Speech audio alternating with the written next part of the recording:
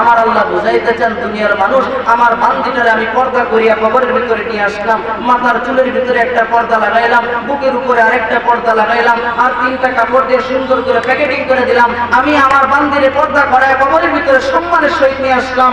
আর হতভাগা বাবা, তোমার কাছে এই মেয়েটার আমানত দিয়েছি, হতভাগা স্বামী, তোমার কাছে তোমার বউরে আমানত দিয়েছি, হতভাগা সন্তান, তোমার কাছে তোমার মারে আমানত দিয়েছি।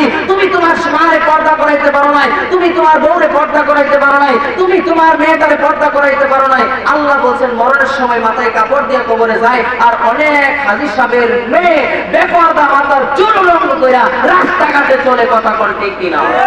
আজকে বলেন তো, হুজুরে বলেন ঠিক কিনা? অনেক পাঁচ নামাজির বউ পর্দা করে না, অনেক হুজুরের বউ পর্দা করে না। আপনি স্বামী হিসাবে ব্যর্থ, আপনি বাবা হিসাবে ব্যর্থ, কিয়ামতের ময়দানে আপনার আগে দায়ুস বলে আপনাকে ঘোষণা করা হবে, কথা বলেন ঠিক কিনা? এই জন্য দায়ুস যদি না হতে চাই, আমাদের মেয়েকে পর্দা করাবো ইনশাআল্লাহ। ইনশাআল্লাহ বলেন, আর জোরে বলেন ইনশাআল্লাহ। মুসলমান বন্ধুরে,